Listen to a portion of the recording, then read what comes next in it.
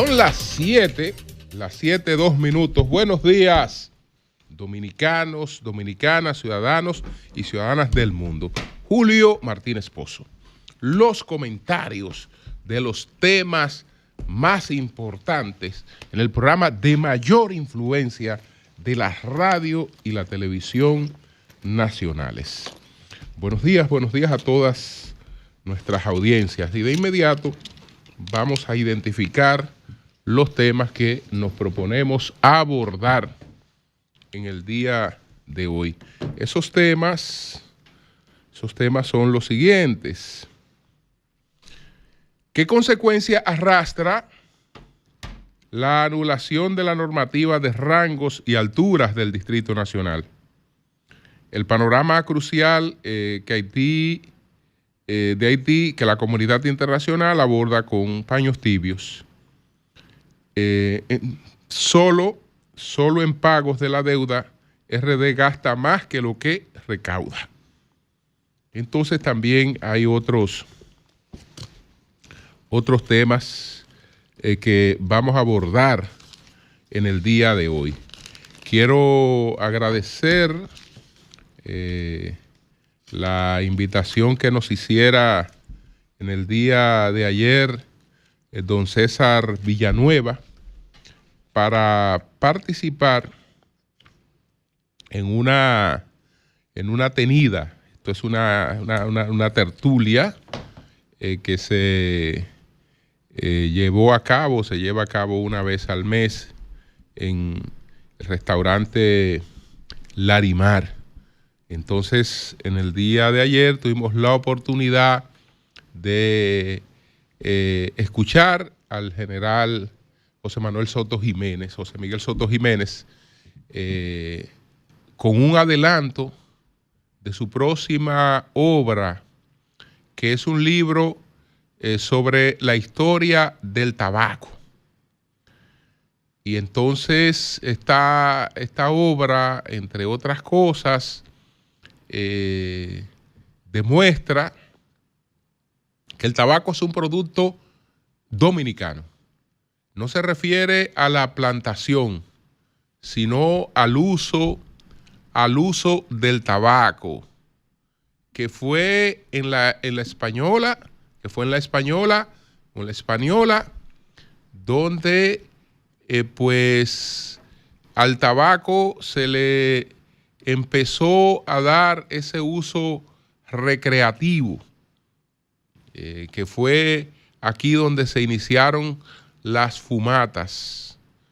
La planta se conocía y tenía otros usos, pero ya el tabaco elaborado para el ocio, para la fumada, él demuestra en esa obra que es un producto dominicano. Y a través de ella pues recorre distintos aspectos. Todavía no está en circulación. Él ayer presentó un adelanto en este encuentro. Entonces, señores, lamentar el fallecimiento de don Agiliberto Meléndez, un cineasta, un promotor cultural, que el país apreciaba mucho. Toda la industria cinematográfica, el mundo cultural realmente se siente de duelo por la partida de don Agiliberto Meléndez. Así que nos unimos a la tristeza que embarga a todos los que tuvieron la oportunidad de tratar a don Agiliberto Meléndez.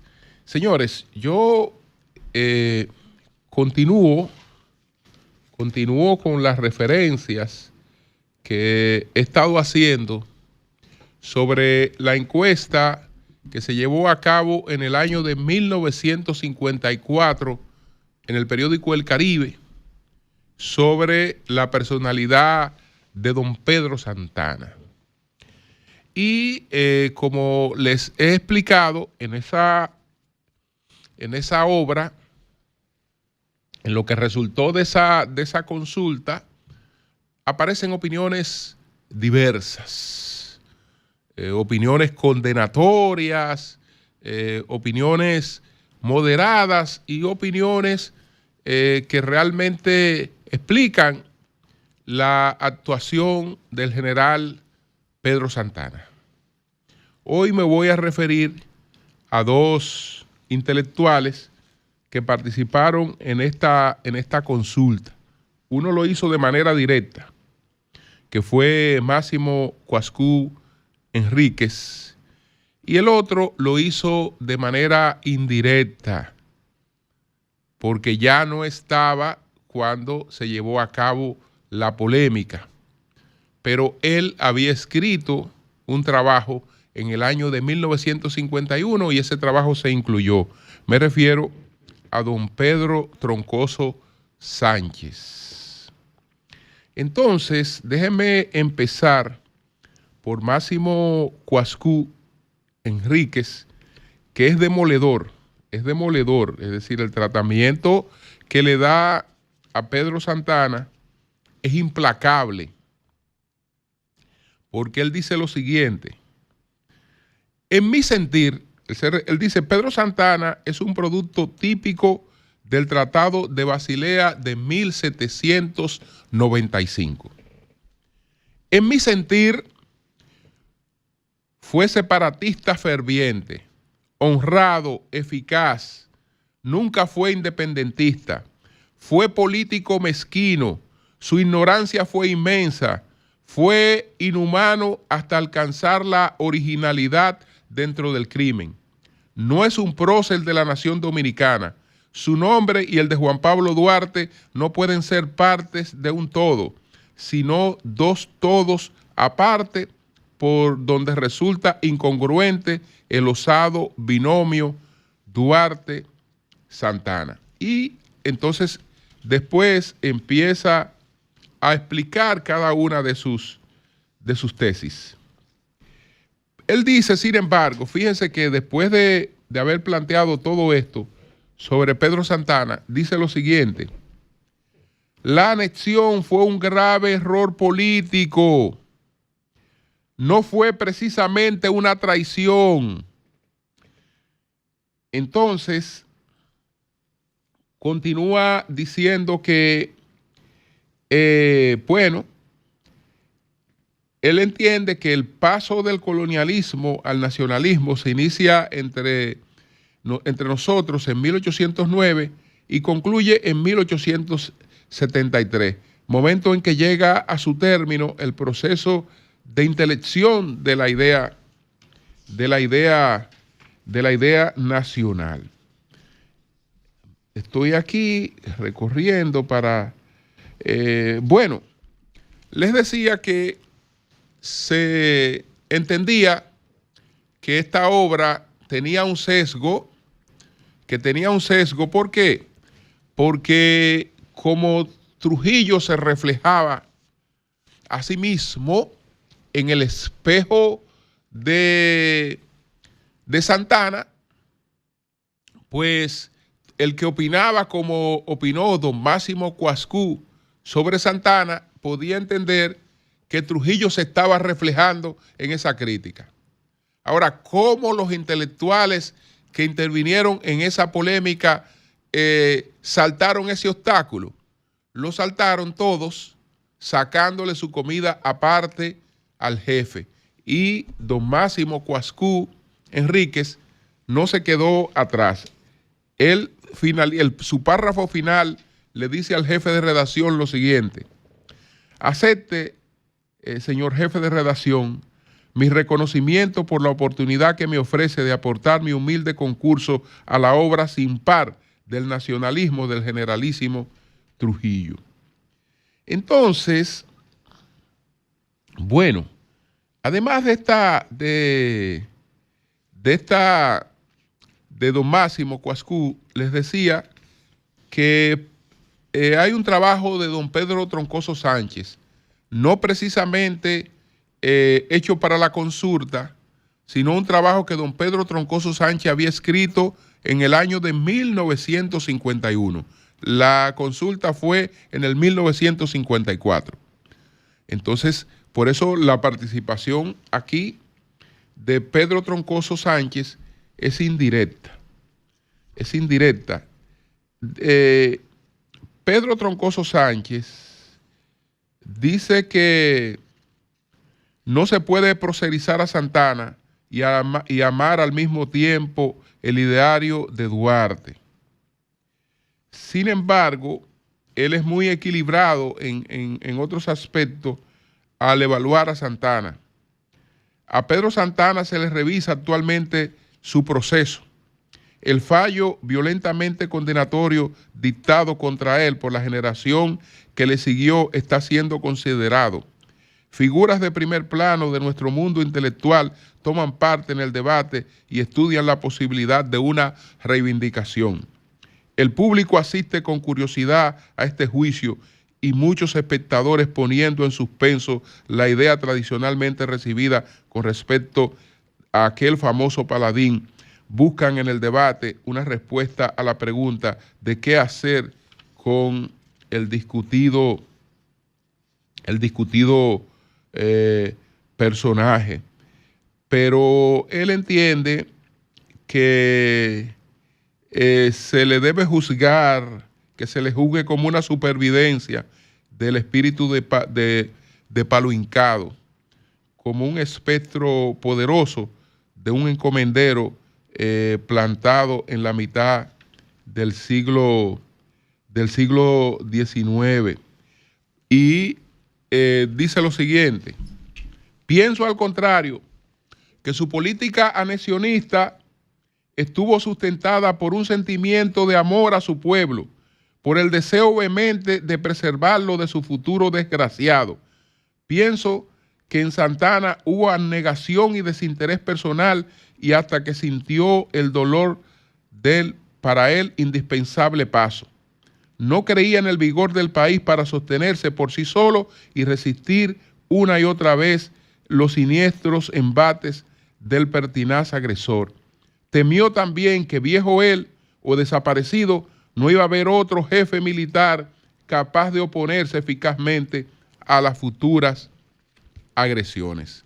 Hay algunas cosas que se discuten aquí y algunos mitos, algunas cosas que se añadieron a los ataques a Santana que carecen totalmente de pruebas. Por ejemplo, eso de que Santana pateó el cadáver de Duvergé. Bueno, los que se refieren a ese tema dicen que eso no tiene ninguna comprobación. E incluso hay quienes sostienen que es totalmente falso, que incluso Santana no se encontraba ese día en el Ceibo, sino en la capital. Y que eso fue un añadido. Eso fue un añadido. Pero bueno, ahí dejo esto para continuar con los otros temas que anunciamos. Entonces, miren, hay una decisión que se dio a conocer en el día de ayer. Se trata de la anulación de una normativa del Ayuntamiento del Distrito Nacional. Entonces, ¿por qué queda anulada esa normativa del Ayuntamiento del Distrito Nacional? Es una normativa del día del 2020. Es esa normativa. Vamos a buscar aquí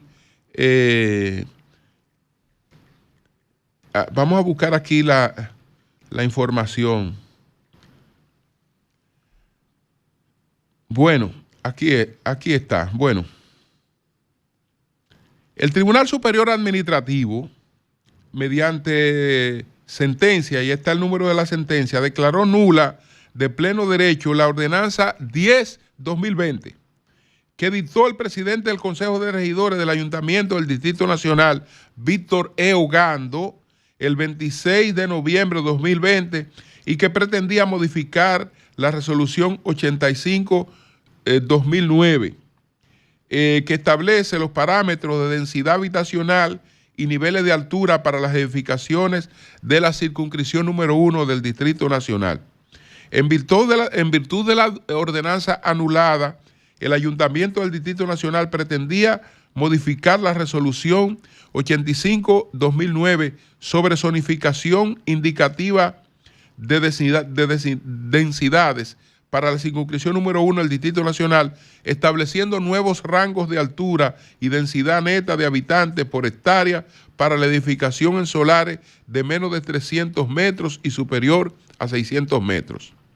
El tribunal explicó que la ley no faculta al presidente del Consejo de Regidores a aprobar resoluciones normativas. En el fondo, ¿qué fue lo que pasó?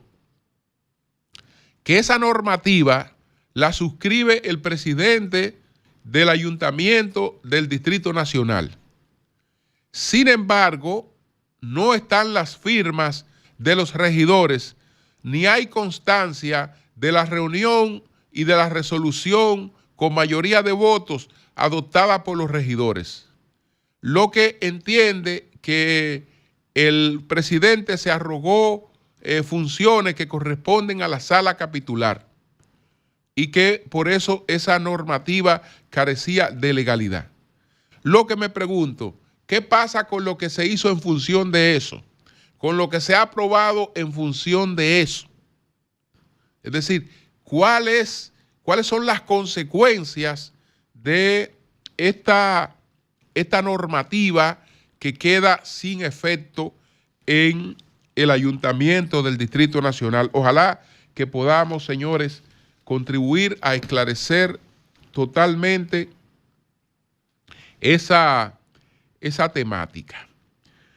Por otra parte, hablemos un poco del panorama que tenemos en relación con Haití. ¿Cuál es ese panorama? Ayer hubo dos exposiciones o varias exposiciones. La ONU está planteando cuál es el panorama que hay en relación con Haití.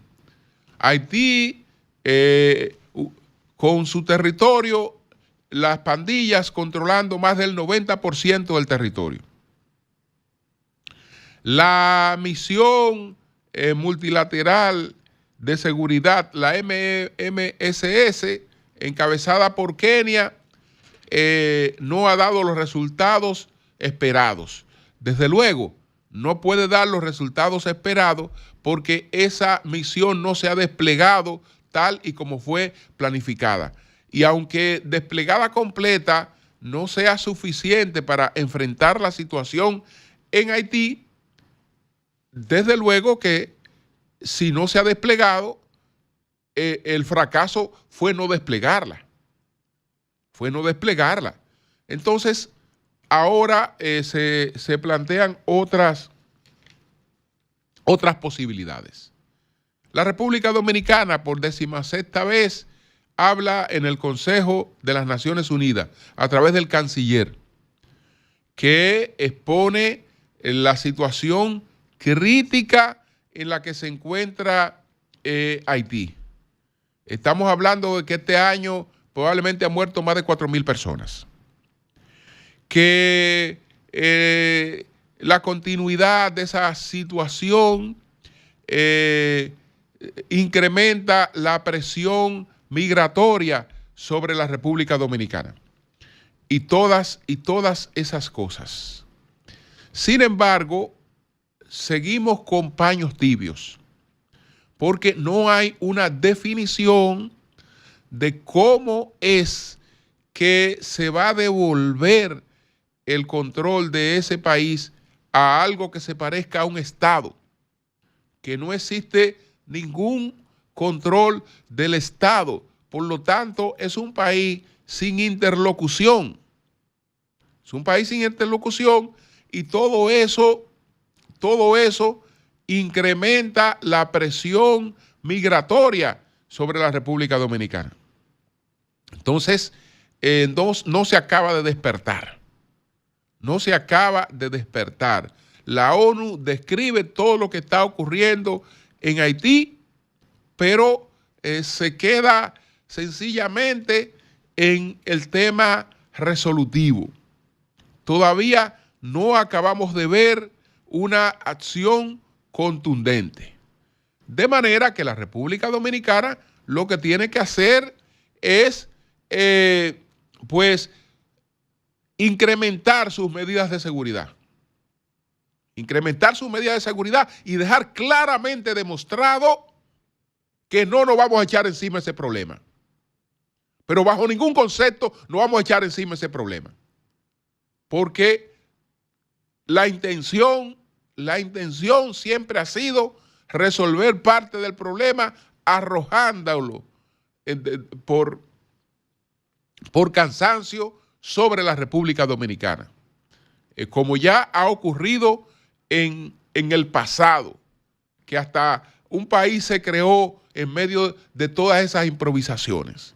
Entonces, eso es lo mismo. Eso es lo mismo. Entonces, muy pendientes, señores, porque esa amenaza se mantiene agravada y latente y sus efectos pueden ser catastróficos contra la República Dominicana. Hoy el presidente Abinader se reúne con el presidente Leonel Fernández y este es uno de los temas que ha propiciado esos encuentros. Sabemos que, desde luego, entre dos líderes importantes se abordan muchas otras cosas. Pero este es el tema que ha servido de canal para estos encuentros que se está sustentando el presidente Abinader. Ojalá que podamos articular por lo menos una demostración de unidad frente a toda esta situación. Señores, miren, aquí recientemente conversábamos con un aspirante presidencial, el presidente de la Liga Municipal Dominicana, don Víctor Aza, que es aspirante presidencial del Partido Revolucionario Moderno. Allí le preguntó a Víctor Aza qué iba a hacer con lo del 10% para los ayuntamientos, que se iba a cumplir con esa normativa. Definitivamente, él como municipalista. Y Aza le respondió que más de ahí, que después de invertir lo que tocaba invertir en el pago de la deuda y de cumplir con otros compromisos, todo lo demás, dice Víctor Aza, va a ser para los ayuntamientos. Entonces, yo le advertí, digo, bueno, si es con eso que van a contar los ayuntamientos, que se sienten, que no cuentan con nada, porque después de la deuda y educación no queda para nada. Lo peor, ustedes saben qué es, señores. Lo peor, y esto está planteado hoy en un trabajo que está publicado en el periódico Diario Libre, que es una colaboración del CRES, que se titula ¿En qué gasta el gobierno el dinero del contribuyente? Que lo firma Miguel Collado Di Franco. ¿Ustedes saben qué es lo peor que está planteado aquí? Lo peor que está planteado aquí, para que ustedes vean que no es verdad que un presidente se puede cuadrar a decir, mira, ese déficit lo cubrimos, esto lo cubrimos, esto lo cubrimos. No es verdad que se puede plantar a hablar así. ¿Ustedes saben qué es lo peor? Lo peor. Que lo que pagamos por la deuda, por los intereses de la deuda y las amortizaciones y los compromisos de la deuda, está por encima de lo que recaudamos. Solamente lo que el gobierno paga por deuda está por encima de lo que está recaudando. ¿Qué quiere decir eso? Que todo lo demás es endeudamiento. Todo lo demás es endeudamiento. Vamos a describir lo que nos plantea aquí. Miren, resume muy bien. Está muy bien graficado, pero el escrito resume muy bien. La gráfica muestra la clasificación funcional del gasto ejecutado por el gobierno de la República Dominicana los primeros 5 meses del año. El gasto funcional proporciona una idea de en qué gasta el gobierno el dinero de los contribuyentes o cuál es el objetivo de las erogaciones que hace. Hasta el 31 de mayo, el gobierno central había gastado 573.629.4 millones de pesos, 4.4% más que los 540.310.5 millones de pesos ejecutados en el mismo periodo de 2024. Obsérvese que nos estamos quejando del bajo nivel que hay en inversión de infraestructura. Pero ese bajo nivel en inversión de obras de infraestructura no es porque el gobierno esté gastando menos, el gobierno está gastando más. El gobierno está gastando más, aunque esté gastando menos en infraestructura. Entonces, hasta el 31 de mayo, el gobierno central había gastado, ¿en qué gasta el gobierno en los últimos 5 meses? Más de una cuarta parte del presupuesto. 26.5% del gasto destinado al pago de intereses de la deuda. Es decir, de todo lo que se gasta, de todo lo que el gobierno gasta, 26.5% se va en pago de la deuda. 26.5% en pago de la deuda. El monto de 157.176 millones de pesos incluye una transferencia presupuestaria de 35.008 millones de pesos para el Banco Central de la República Dominicana. El resto consiste en intereses sin comisiones de la deuda. El segundo destino del gasto fue dirigido a educación inicial, primaria y secundaria, que consumieron el 54% de los 111.150 millones de pesos registrados. El resto fue destinado a otros gastos dentro de la función educativa. Educación e intereses de la deuda representan la mayor parte del gasto público. Para este año, el primer renglón tiene un presupuesto de 333.486 millones de pesos y el de educación 309.600 millones. Entre ambos representan el 43% de todo el presupuesto de gasto del gobierno. El problema principal de las finanzas públicas del país es el exceso de gastos sobre los ingresos. El gobierno que no cumplen su función de administrar los ingresos incurren en endeudamiento público, una forma de ilusión fiscal. Es decir, no se incrementan los impuestos, pero aumenta la deuda, que no es otra cosa que dinero que habrá que pagar. Los primeros 5 meses de este año, los contribuyentes pagaron el equivalente a 2.491 millones de dólares solo en intereses de la deuda, casi 2.500 millones de dólares por gastos superiores a lo que ingresó. ¿Ustedes escucharon eso?